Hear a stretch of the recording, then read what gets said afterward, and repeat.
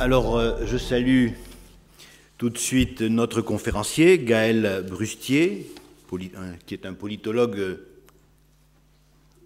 connu, qui a publié pas mal d'ouvrages, membre de la Fondation du 2 mars, puis de l'Observatoire des radicalités à la Fondation Jean Jaurès.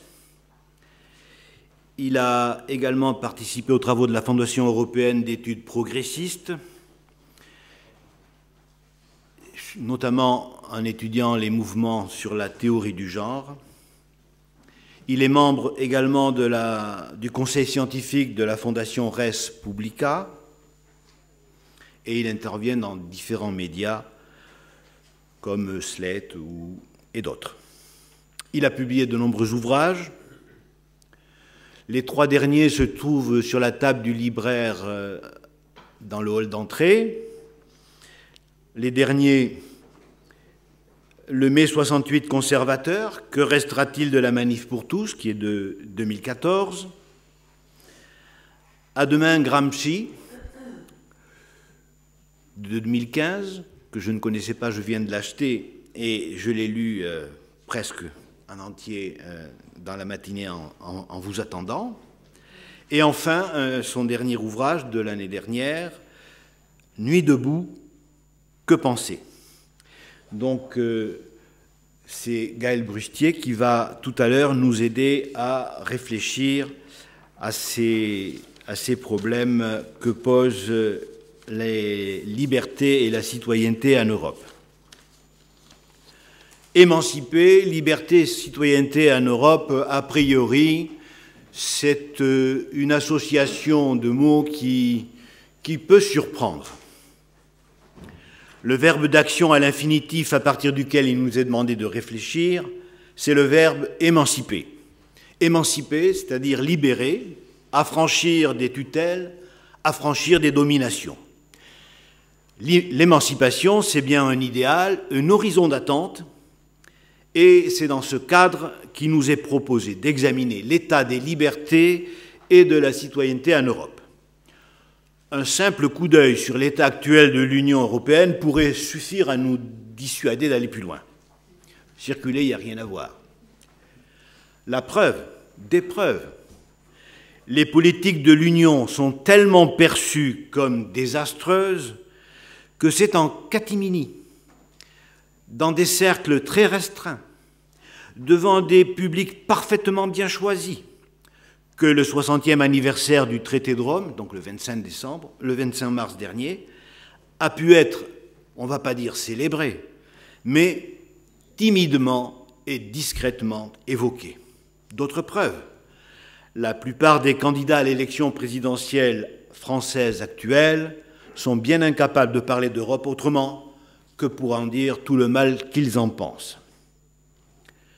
Pourtant, il serait sans doute très injuste de s'en tenir à ce premier constat trop sommaire, je vous l'accorde. L'idée européenne des fondateurs était bien porteuse d'un idéal d'émancipation. Il fallait en finir avec les nationalismes, les haines héritées et leur cortège de guerre, de malheur et de rancune. La méthode retenue par les fondateurs, la méthode des réalisations concrètes, créant d'abord des solidarités de fait, ce sont les termes de Robert Schuman dans sa lettre au chancelier Adenauer, cette méthode des réalisations concrètes a permis de nombreuses avancées et elle a été capable, en effet, de créer des libertés nouvelles. Des progrès économiques et sociaux ont été effectivement accomplis et ils se sont accompagnés de nouveaux droits, comme par exemple celui de circuler, de séjourner, de travailler, d'étudier sur le territoire de tous les pays membres de l'Union. Il a donné aussi quelques droits civiques et politiques très restreints, très mesurés, ou encore un nouveau standard de protection des droits pour les citoyens, ou l'affirmation encore de principes comme celui de la non-discrimination. Pourtant, cela étant dit, Quand le traité de Maastricht, le traité sur l'Union européenne de 1992, quand ce traité a restitué enfin une place aux citoyens dans le dispositif communautaire, le premier résultat, c'est qu'il a fait ressortir d'abord les limites du processus d'intégration passive qui avait fonctionné jusque-là. Et il a mis en évidence le déficit de l'Union et surtout son grave déficit civique. En somme, tant qu'il était évident pour tous que le processus communautaire contribuait à l'amélioration du bien-être de l'ensemble des peuples européens, ce sont les bénéfices reçus qui lui tenaient lieu de légitimité. Et on ne lui en demandait pas plus. Mais aujourd'hui, l'Europe a cessé d'être perçue comme protectrice. On a cessé de la voir comme étroitement motivée et attachée au développement social de ses peuples. Et aujourd'hui, l'Europe apparaît bien dans l'impasse. Le déficit démocratique de son fonctionnement n'est plus toléré. Et devant les perspectives d'approfondissement et d'élargissement qui se présentent, le sentiment d'appartenance européenne recule et même de fortes résistances anti-européennes se développent. Que s'est-il donc passé? Les années 1970 ont vu les sociétés capitalistes développées entrer dans une longue phase de déclin, marquée par la chute des taux de croissance, la chute de la productivité, de l'emploi et le creusement continu des inégalités. Tout cela ponctué par de fréquentes périodes de forte récession. Dès les années 1980, d'abord au Royaume-Uni et aux États-Unis, mais vite après dans toute l'Europe, une nouvelle réponse s'est organisée et elle s'est imposée, qui a inversé la stratégie. Dès lors, il ne s'est plus agi que de réduction des allocations sociales, de privatisation des industries, de réduction et de privatisation des services publics, de déréglementation effrénée des marchés financiers. En Europe, plus qu'ailleurs, parce qu'en Europe, cette stratégie a pris une forme institutionnelle particulièrement rigide, dans la mesure où le nombre d'États membres, qui s'est multiplié par 4 dans la même période, dans la mesure où ces nouveaux États membres sont venus fournir une importante réserve de main-d'œuvre bon marché dans les nouveaux pays membres à l'Est. L'ordre politique qui en a découlé a bel et bien été accepté et mis en place, et pratiquement dans les mêmes termes, par tous les gouvernements de centre droit et de centre gauche qui se sont succédés. C'était le fameux TINA, il n'y a pas d'autre solution de rechange, qui s'est imposé et qui a retiré tout son sens à la notion même d'alternance. À travers le marché unique, 1986, le pacte de stabilité et de croissance, 1997, et le pacte budgétaire, 2012, les parlements nationaux ont vu leurs prérogatives reculer au bénéfice d'une structure bureaucratique très soigneusement protégée de tout contrôle citoyen. Le rêve selon Hayek, théoricien néolibéral. Et c'est ainsi, c'est grâce à cela, que l'austérité a pu s'imposer d'en haut à un électorat désormais privé de tout recours démocratique. Le déficit démocratique du processus communautaire, qui faisait jusque-là l'objet d'une relative tolérance, une tolérance passive, mais une tolérance tout de même, tant que le processus était faste. Ce déficit est désormais associé aux politiques d'austérité et aux politiques de régression sociale qui se développent dans l'ensemble des pays européens. Il est donc désormais très vigoureusement contesté. Et il apparaît de plus en plus clairement, à présent, que le processus communautaire se fonde d'abord bien sur l'abrogation du contrôle démocratique. On a vu des référendums bafoués, et on voit cette belle liberté nouvelle d'aller, venir, séjourner, travailler dans tous les États membres, mise dans sa version travailleur détaché au service d'un redoutable dumping salarial. Cet ordre fait l'objet d'une contestation croissante, mais que cette contestation soit de droite ou qu'elle soit de gauche, elle est pareillement stigmatisée par les classes dirigeantes comme la même unique menace, le populisme. Le populisme. Une menace, le populisme? L'Europe de l'intégration néolibérale représente un ordre beaucoup plus fort, beaucoup plus stable et cohérent que toutes les critiques dispersées de ces mouvements antisystèmes. Ainsi, l'austérité, le fonctionnement oligarchique et la mobilité des capitaux et des personnes, il faut les voir comme étroitement interconnectés. Ils sont en vérité profondément indissociables. En effet, un exemple, un seul. Aucun électeur dans aucun État européen n'a jamais été consulté, par exemple, sur l'arrivée plus ou moins importante de main-d'œuvre étrangère dans la société de son pays. Pourquoi?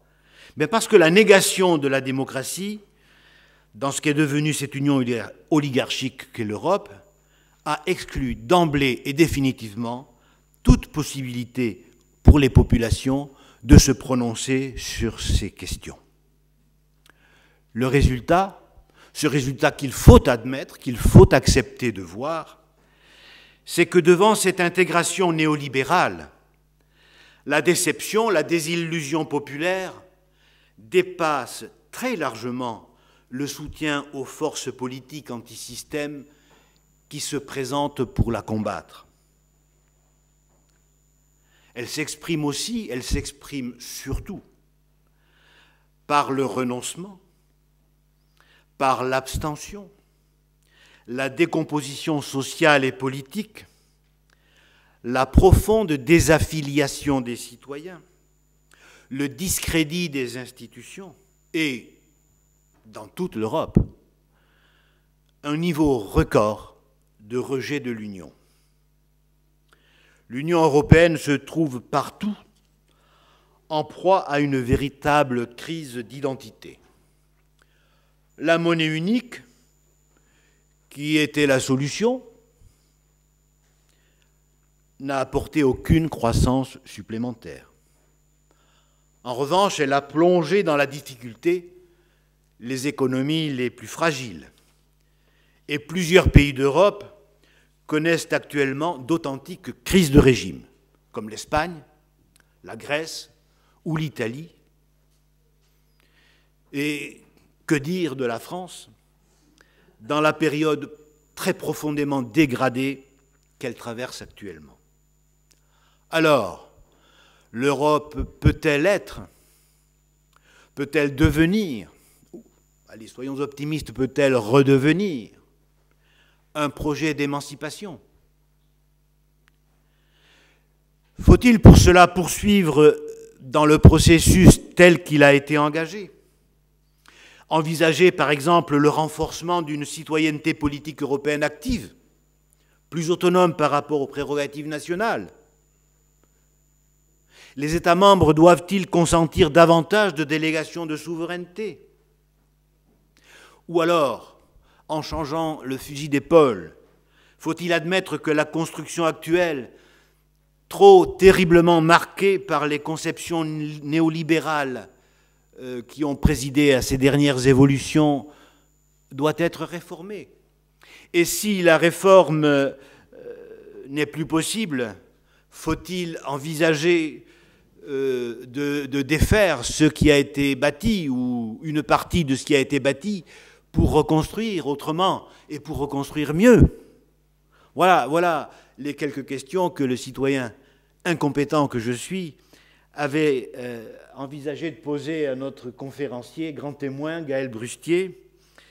Et je suppose que vous tous aurez des questions peut-être très différentes de celles que j'ai avancées là, à poser à notre conférencier. Peut-être qu'il a lui-même envisagé d'aborder la question de façon très différente, je n'en sais rien. Nous n'avons pas concerté, étant donné ma désignation très tardive à ce travail. Donc, sans plus attendre, et bon, sans transition, comme on dit à la télé, je vais demander à Gaël Brustier de nous présenter ses réflexions sur le sujet. Bien, bonjour à toutes et à tous. Je crois que sur la manière d'envisager le débat, nous sommes totalement en phase. Émanciper, liberté, et en Europe, et le quatrième mot, je viens de l'oublier, et citoyenneté qui va avec, fait appel évidemment à une réflexion sur ce que c'est que la volonté collective en 2017, 70 ans après la signature du traité de Rome. Il faut d'abord revenir, ça a été fait, mais revenons en profondeur sur ce qu'est l'Union européenne et sur ce qu'elle est depuis les origines. Il y a toujours un grand récit mythifié sur l'Europe de Jean Monnet, cette Europe qui aurait été donnée par les pères fondateurs tombant du ciel et qui aurait vu les peuples européens se tendre la main les uns les autres pour travailler ensemble.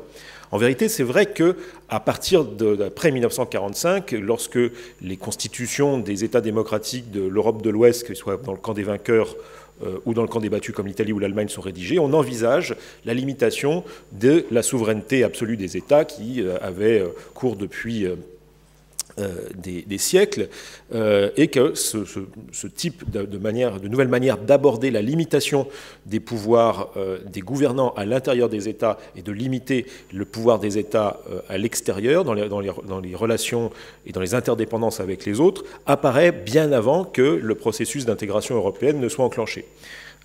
Pour ce qui est de la manière de l'envisager, on a la méthode Monnet, la vraie, c'est celle qui consiste à bâtir au-dessus des États une autorité indépendante dont les décisions s'imposeraient à ces États et viseraient à rationaliser les relations entre eux et à imposer, non pas simplement à l'échelle d'une Europe construite sur un plan identitaire, mais à l'échelle du monde, une manière de régler les rapports de force, de rationaliser, de civiliser les rapports entre États. À partir de 1955, après l'échec de la CED, se produit un événement fondamental et capital pour qu'on comprenne bien ce qui se passe aujourd'hui. L'échec de ce qui est l'intégration monnaie type CED impose de repenser tout cela, et ce sont les ministres des Affaires étrangères eux-mêmes, c'est-à-dire les élites politiques et administratives des différents pays, qui décident de faire l'Europe et donc de créer elles-mêmes les institutions qui vont encadrer leur propre fonctionnement.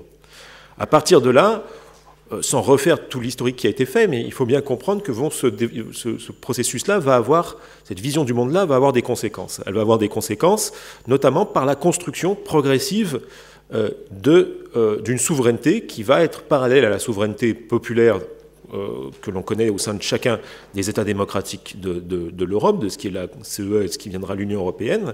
Et cette souveraineté est une souveraineté élitaire et consensuelle, qui ne fonctionne absolument pas en osmose avec l'autre, mais qui est superposée.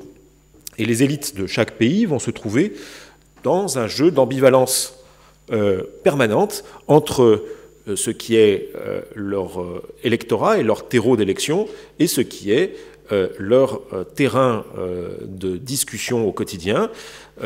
Et très longtemps, l'opacité des discussions au sein du Conseil va plutôt servir un processus qui va tendre à voir, par exemple, un ministre français dire Gare du Nord blanc et arriver à Bruxelles midi, prendre le taxi et arriver dans les bâtiments du Conseil pour dire noir. Et ce petit jeu fréquent, ce jeu de bargain permanent au sein de l'Union européenne, va continuer des décennies durant.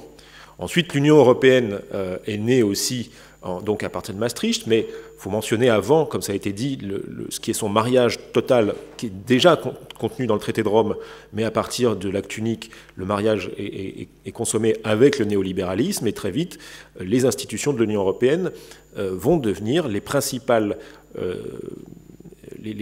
actrices de ce qu'on appelle l'intégration négative. L'intégration se fait par le détricotage des règlements, des réglementations, et se fait par la construction du marché. Tout cela, bien évidemment, supposerait une intégration positive, et c'est toujours le problème lorsque l'on oppose au traité européen l'idée d'une Europe sociale ou l'idée d'un traité social, c'est que cette idée-là, aussi généreuse soit-elle, est totalement incompatible avec ce qu'est l'Union européenne depuis les origines. Alors, à partir des années 90, avant même que la crise de 2008 que nous connaissons ne s'enclenche, vous avez une série de blocages qui commencent à apparaître au sein de l'Union européenne. Vous avez d'abord le fait qu'on bâtit la monnaie unique sur une zone monétaire qui n'est pas optimale.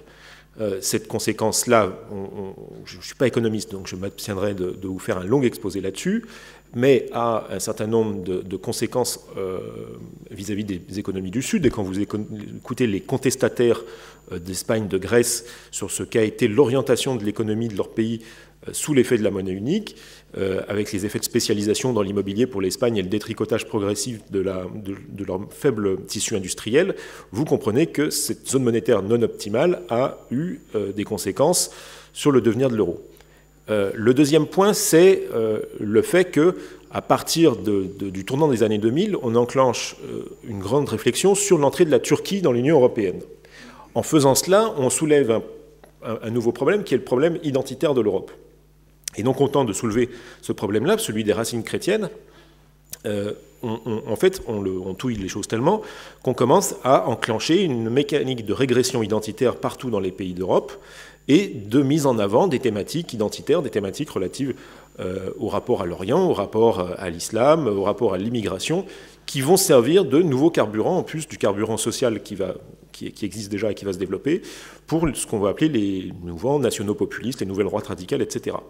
Et enfin, le dernier point, c'est l'impossibilité du propre achèvement constitutionnel et démocratique de l'Union européenne, puisque cette souveraineté élitaire qui s'est développée au fil des décennies et qui est le fait des élites politiques et administratives, de tous ceux qui ont accès au pouvoir institutionnel dans chaque État, la prétention à sa constitutionnalisation et à son achèvement démocratique se heurte au fait qu'à partir de 2005, on constate qu'il n'est pas possible d'achever l'Union européenne de ce point de vue-là, qu'on ne peut donc avoir fabriqué cette constitution des élites en la faisant accepter, et c'est l'aporie du système, en la faisant accepter par les peuples. S'ensuit en fait, à partir de 2008, une crise qui va amener l'Europe non seulement à abandonner le projet constitutionnel européen, mais de fait à accroître les pouvoirs de certaines de ces institutions, notamment la direction de la concurrence et la Banque centrale européenne, dont les décisions vont s'imposer à des États souverains, ou censés l'être, et contribuer à débarquer un certain nombre de gouvernements, dont celui de Silvio Berlusconi d'ailleurs, ou d'autres en Grèce par exemple, pour y imposer des gouvernements techniciens d'union nationale, de rassemblement national au centre de l'échiquier politique, qui vont comprendre, par exemple en Italie, d'anciens cadres du Parti communiste italien, jusqu'à d'anciens cadres du mouvement néofasciste MSI, puisque Gianfranco Fini soutient ce pouvoir ayant acquis une centralité derrière Monti au début des années 2010.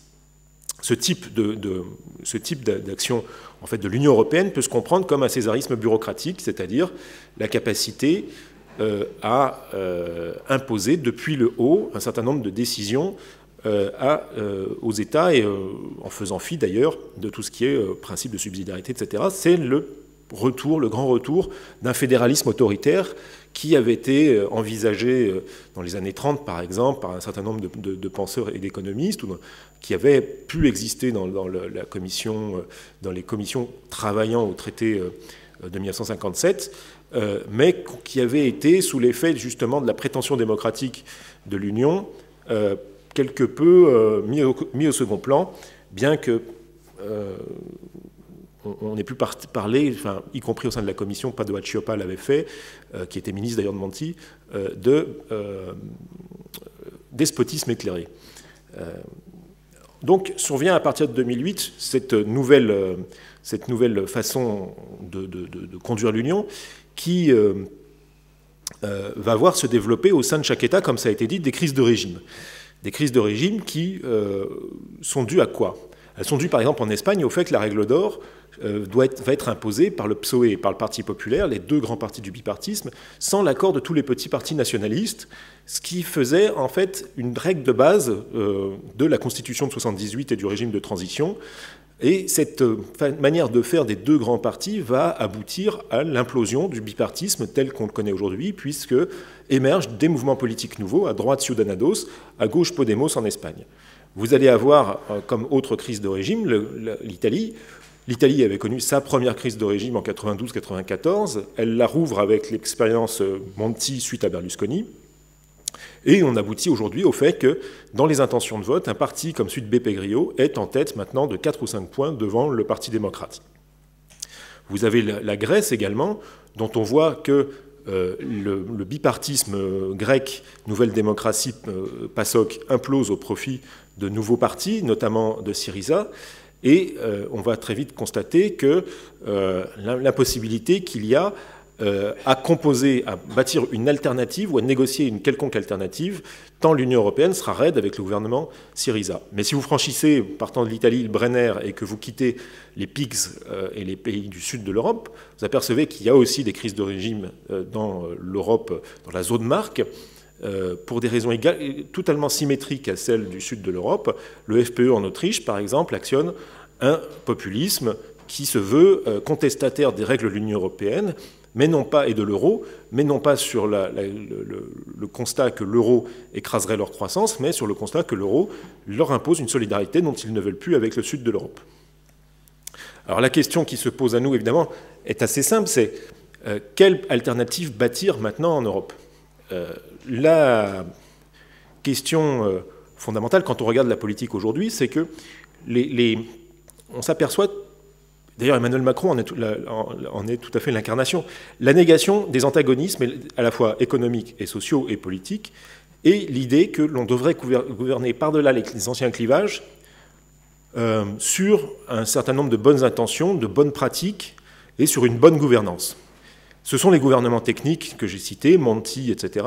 C'est l'idée d'un gouvernement PSOE, Parti populaire en Espagne, c'est l'idée Ciudadanos aussi, c'est l'idée qu'il y a dans nombre de pays, c'est l'idée aussi Macron, c'est-à-dire la résolution des crises de régime et de la crise de régime de l'Union européenne par la négation donc, de toute idée alternative et par un gouvernement de l'efficacité au centre qui porte, j'allais dire, à son paroxysme l'idée technicienne de l'Union européenne comme de la Ve République et se part en même temps des atours franchement contestables de la critique démocratique de l'existant. Et puis, vous avez, ça c'est, on va dire, le transformisme classique qui vient de l'Union européenne. Vous avez ensuite les nationaux-populismes qui pèsent tout mouillé 15% dans l'Union européenne. 15% sur la totalité des citoyens européens, ça ne fait pas, comme le disait Perry Anderson récemment, la possibilité du tout de créer une crise démocratique en Europe ou de faire basculer le rapport de force en Europe. C'est assez pour susciter une petite gêne, mais c'est aussi surtout suffisant pour bloquer tout système politique. Le rôle de Marine Le Pen, par exemple, dans la vie démocratique française, n'étant rien d'autre que la capacité de bloquer toute émergence d'un autre mouvement contestataire autre que le sien et de réduire les élections à des élections au premier tour. Avec les conséquences que l'on sait, c'est-à-dire le rassemblement de Christian Estrosi à Robert-Hue. Le troisième point, c'est la question du populisme, d'un populisme progressiste, c'est-à-dire est-ce qu'il y a possibilité de bâtir un projet alternatif, une volonté collective dans l'Union européenne, dans les pays de l'Union européenne, c'est-à-dire de tracer une frontière politique entre un nous, ceux qui auraient fondamentalement un intérêt commun, un dessein commun, et un eux, c'est-à-dire en général ceux qui sont responsables de la crise, de la confiscation démocratique et de l'état dans lequel est non seulement l'Union européenne, mais la plupart de ces États. Alors, l'expérience est tentée aujourd'hui en Espagne par le mouvement Podemos. On peut la trouver également de manière plus diffuse. Elle n'est pas absente du seul gouvernement d'union de la gauche de l'Union européenne, qui est le gouvernement d'Antonio Costa, qui s'appuie authentiquement sur des mouvements populaires pour gouverner, en essayant de négocier au mieux qu'il peut avec les institutions européennes des marges de manœuvre pour essayer de desserrer les taux de l'austérité. Il va de soi que cette idée d'un populisme progressiste qui contrerait les nationaux-populismes et serait une véritable alternative aux expériences transformistes par le centre, tout cela n'en est qu'à ses balbutiements.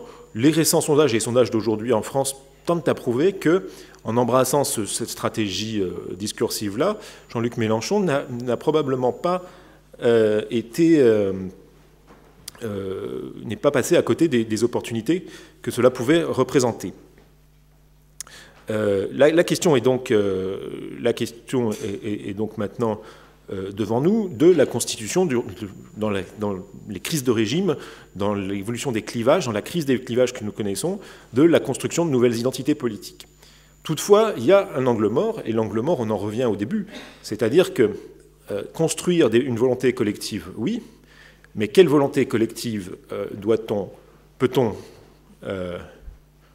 faire valoir dans un système qui est un système de vide démocratique et de hiérarchisation entre une souveraineté élitaire et une souveraineté et la souveraineté populaire. C'est là où, en fait, on a encore un angle mort, et ce sera seule la pratique d'un gouvernement qui voudrait desserrer les contraintes de l'Union européenne pourrait nous le dire. Quel est le guide, quelle est la marche à suivre pour ne pas faire en sorte que demain, un gouvernement progressiste ou un projet alternatif dans un pays de l'Union européenne ne soit pas tout simplement tsiprasisé ou syrisé à la façon dont le pauvre Alexis Tsipras l'a été par les institutions européennes et ses collègues européens depuis son arrivée au pouvoir. Ma question, elle est comment on pourrait revenir sur des aspects constitutionnels à reproposer, il ne s'agit pas de revenir en arrière, bien sûr, sur des aspects constitutionnels reproposés à des peuples pour que les citoyens s'emparent du devenir de l'Union européenne, si tant est que ce soit encore quelque chose qu'on pourrait sauver.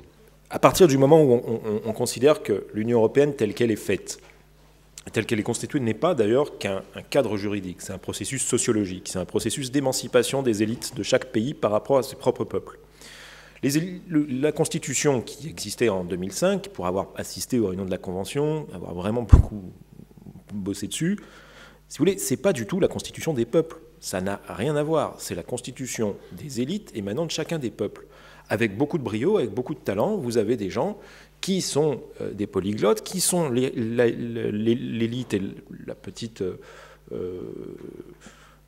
oligarchie de chaque pays, qui sont parfois même dans les propres... vous prenez Amnesty International sur le plan international, le bureau européen d'Amnesty International est qu'en quelque sorte dans un autre monde que les bureaux nationaux. Vous prenez toutes les ONG comme ça. Donc c'est un processus de détachement, ou non pas de détachement, mais d'autonomisation progressive des élites de chaque pays par rapport à leur peuple.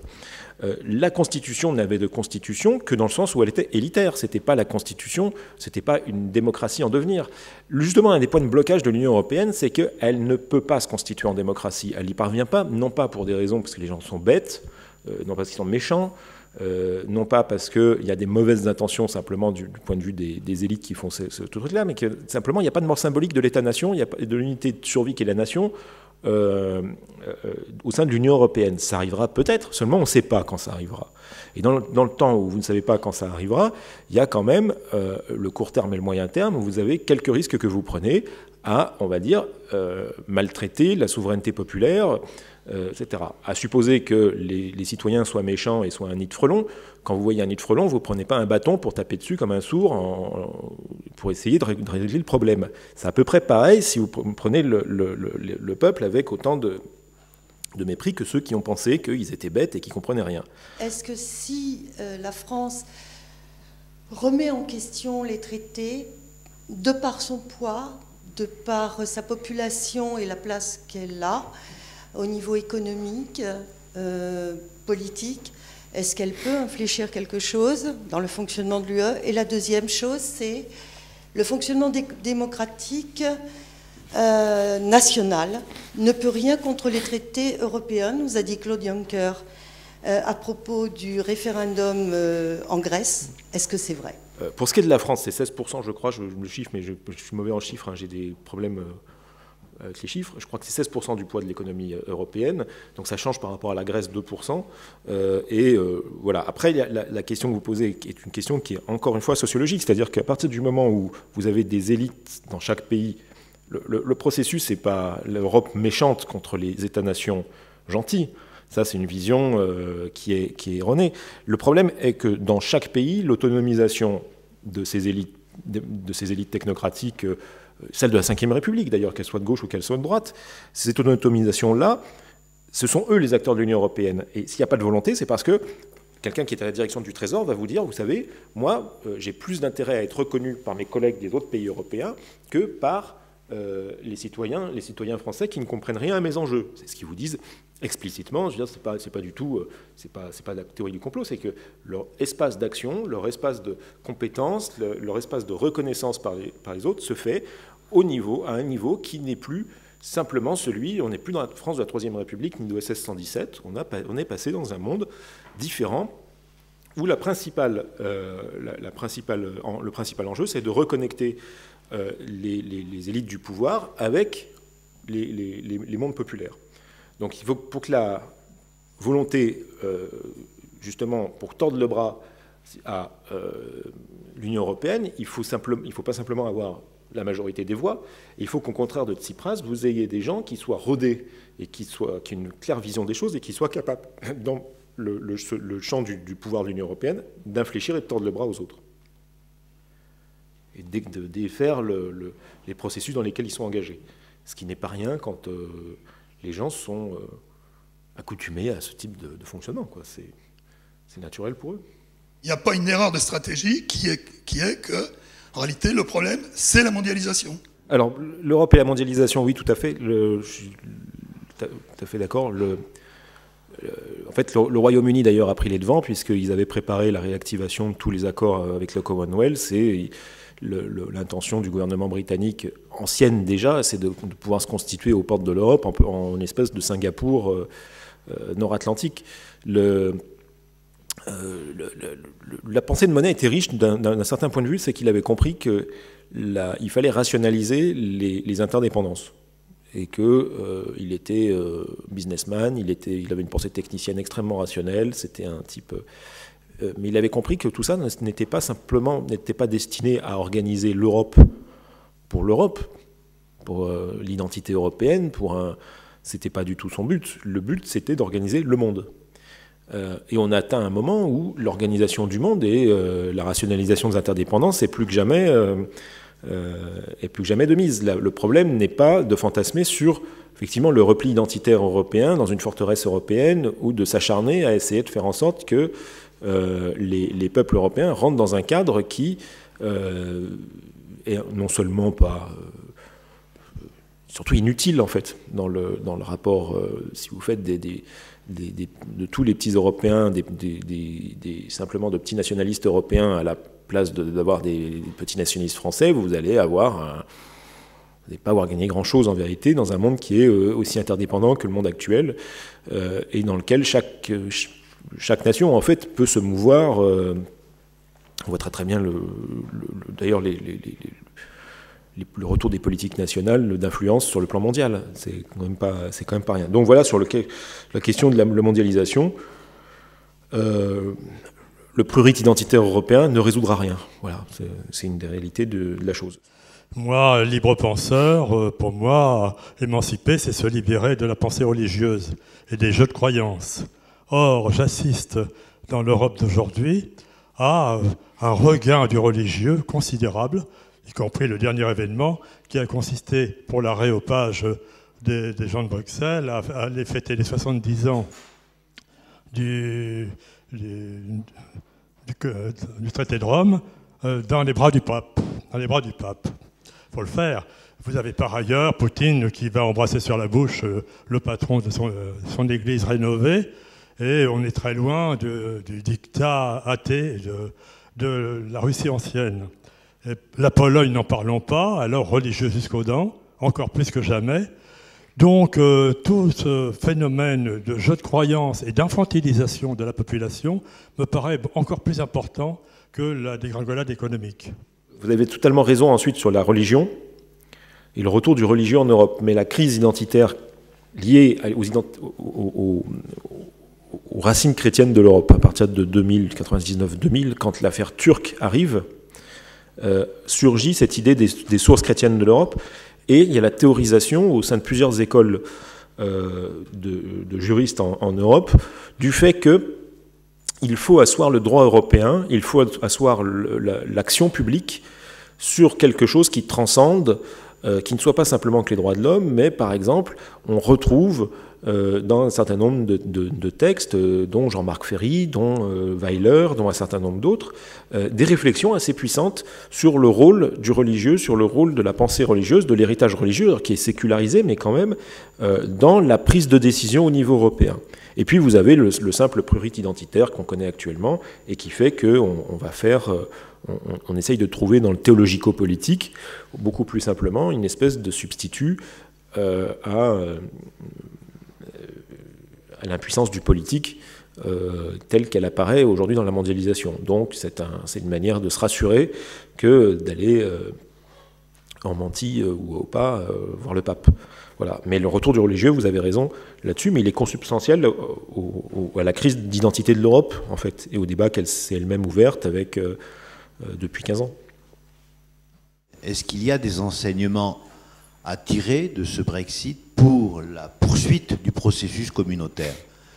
La Grande-Bretagne a fait donc part de sa volonté explicite de quitter l'Union européenne. Est-ce qu'il est à craindre que d'autres États en fassent de même? Pourquoi toujours vouloir reparler d'identité quand on invente une nouvelle structure humaine? Bon, alors sur les autres États, il n'y en a pas... Enfin, il n'y en a pas explicitement, dans la mesure où aucun gouvernement n'a aujourd'hui un intérêt vraiment précis à le faire. Il y a peut-être à l'est de l'Europe, il y a quelques problèmes relationnels avec les... Mais il n'y a aucune velléité en fait de sortir. Il y a pas de... On n'en voit pas. On n'en voit pas aujourd'hui. Et en plus, toutes les enquêtes montrent que les peuples n'ont pas vraiment envie de sortir. Il y a un cas particulier du Royaume-Uni quand même, qui est le fait que il n'y avait pas ce qui pesait. Strauss-Kahn l'avait vu très tôt, il y a 5 ans, je me souviens, il avait vu très tôt que le Royaume-Uni allait pouvoir sortir et vouloir sortir. Il y a une différence fondamentale entre le Royaume-Uni et la France, entre le Royaume-Uni et tous les autres pays, c'est que le Royaume-Uni avait un espace économique de substitution. Et qu'à partir du moment où vous avez un espace économique de substitution, vos électeurs, qui ne sont pas que mus par des trucs racistes ou de ce type-là, ils sont aussi mus par des questionnements économiques. S'ils n'ont pas l'espace économique de substitution, ils ne se lancent pas dans l'aventure. Et le Royaume-Uni, il l'avait. Donc ça a quand même grandement permis au Brexit de se dérouler. Alors sur l'identité, vieille passion. Non, le sujet identitaire européen est quand même très absent, quand on regarde bien au fil des décennies, très absent des débats. Certes, il y a le drapeau qui est un drapeau inspiré par les premiers démocrates chrétiens, on trouve beaucoup de ce... mais le prurit identitaire, il survient vraiment à partir du moment où il y a le constat que l'Europe ne va pas se transformer, elle est confrontée au défi de son inachèvement. En fait, c'est un inachèvement perpétuel. Elle ne peut pas se fermer, elle ne peut pas définir de frontières. C'est ce qu'elle cherche sans arrêt à faire. Et elle ne peut pas définir son identité tout en cherchant en permanence à le faire. Et elle le fait par contrepoint avec l'islam, puisque c'est la question de la Turquie qui en fait ravive les choses. Il est vrai que dans la pensée de Monet, par exemple, il n'y a pas l'ombre d'une... Lisez le petit bouquin de Marc... Enfin, pas petit d'ailleurs, Marc Joly qui vient de ressortir aux éditions du CNRS. vous n'avez pas dans la pensée de Monet l'ombre d'une idée identitaire ou d'une idée d'un enfermement identitaire de l'Europe. Vous l'avez dans quelques écoles de pensée, mais assez peu, en fait. Et ça survient vraiment à partir des années 2000. Et l'idée est de substituer, en fait, au cadre étroit de l'État-nation, son équivalent au niveau européen, ce qui est un peu un comble, étant donné que l'Union européenne devait être l'antithèse du nationalisme. En fait, elle va chercher dans un certain nombre d'outils du nationalisme les ressources de sa propre perpétuation, ce qui est quand même assez étonnant. Pour revenir sur le religieux, est-ce que c'est pas à partir du moment où le libéralisme économique a gagné, fin de l'histoire, on est obligé pour les libéraux d'en arriver à la religion, puisque Adam Smith, la seule limite à l'avidité de l'entrepreneur, c'est la morale religieuse. Est-ce que je dirais, est-ce que c'est pas la suite inéluctable? Parce qu'ils sont logiques dans leur compréhension du monde. Alors, il y a un double mouvement, en fait. Il y a un cache-cache, en fait, qui se joue à partir des années 2000 entre le Vatican et l'Union européenne. Ratzinger, dans un texte de 2000, dit en fait qu'on a réussi à abattre le communisme, mais il y a un autre matérialisme que nous n'avons pas encore réussi à abattre, et c'est le matérialisme capitaliste. Et donc nous devons, nous, Église, nous proposer d'être une alternative à ce matérialisme-là. Et vous avez un autre mouvement qui effectivement suit de tous les leaders politiques, qui eux sont quand même les grands agents du matérialisme capitaliste, qui courent après le Vatican et après tous les religieux pour aller essayer de légitimer leur soupe.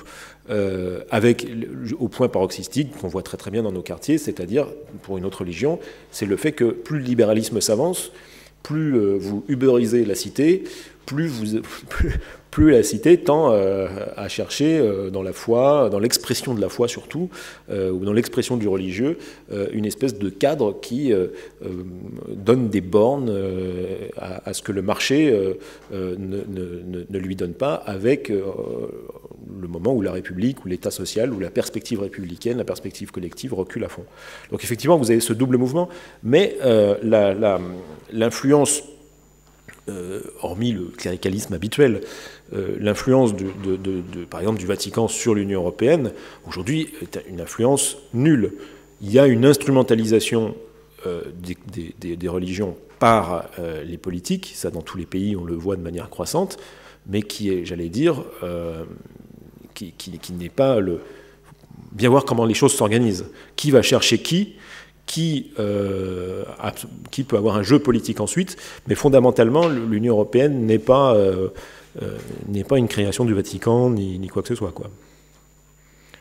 Mais il y a bien un jeu politique entre eux. On ne peut pas parler de liberté et de citoyenneté en Europe sans parler de la laïcité. Est-ce que vous pouvez nous parler de la laïcité en Europe? Oui. La laïcité, dans la Charte des droits fondamentaux, dans la convention qui rédigeait la Charte des droits fondamentaux, il a été question par de la part d'un certain nombre de membres de cette convention à l'époque d'intégrer la laïcité. C'était notamment Thierry Cornillet qui en était chargé principalement et qui avait fait un gros travail là-dessus.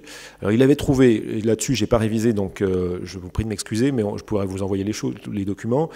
Il avait découpé la laïcité en 3 tronçons parce qu'elle est totalement incompréhensible pour les autres.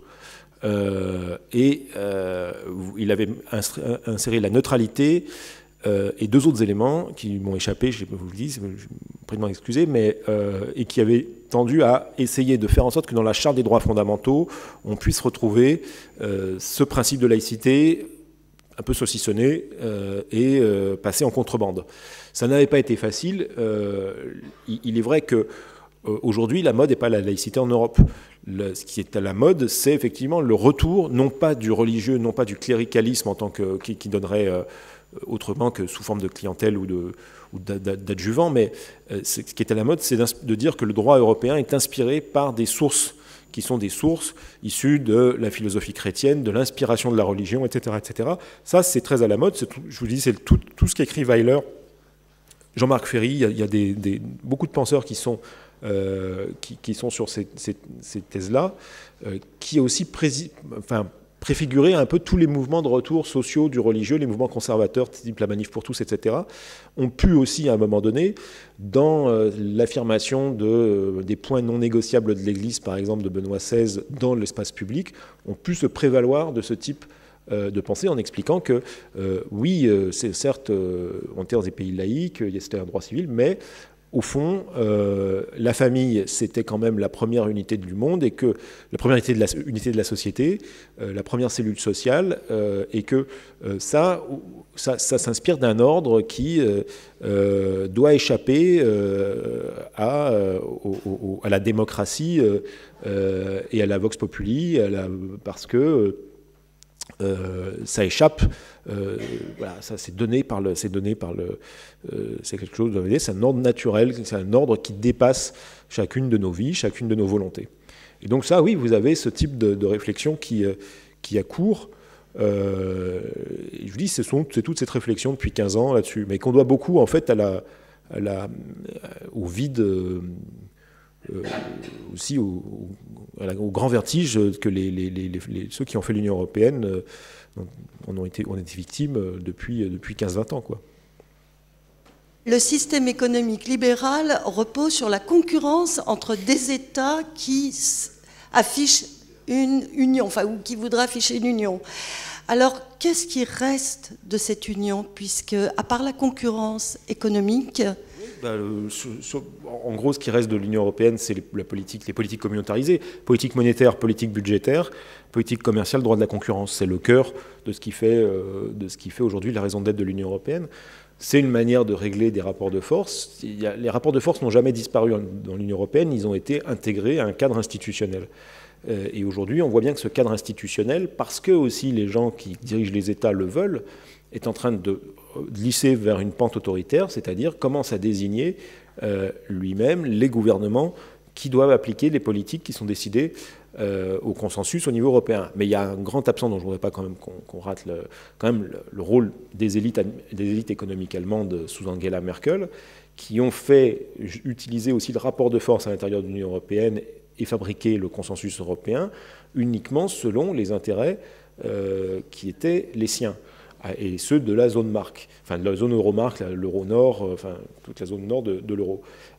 C'est aussi cette réalité-là qui pèse sur le devenir de l'Union, c'est-à-dire que sans le rôle allemand, de l'Allemagne, sans le rôle surtout de Merkel et des siens, vous ne pouvez pas expliquer non plus le grand malaise démocratique qui est en train de saisir un grand nombre de pays d'Europe. Effectivement, la laïcité est une belle idée, je me suis peut-être mal exprimé, mais quand Cornillès est confronté, je me souviens bien à l'époque, à la chose, simplement, ça n'était pas, le mot n'était pas compris dans le même sens. Donc il avait choisi de tronçonner en trois et d'essayer de faire entrer, avec la définition de la laïcité à la française, dans la Charte des droits fondamentaux. Mais après, c'est toujours une bataille, parce que la Charte des droits fondamentaux doit être interprétée ensuite par la Cour, la CJUE, et là, en fait, c'est un processus beaucoup plus complexe, des trucs de nomination des juges. Effectivement, vous pouvez en sortir avec une bonne interprétation selon la composition, et puis avec d'autres moins bonnes interprétations. Quelle issue possible pour rendre l'émancipation, la liberté et la citoyenneté à n'importe quel peuple européen, parmi les 27 aujourd'hui? C'est ma première question. Et la deuxième, parce qu'on a toujours l'impression que sortir de l'Europe, ce serait le chaos, le néant.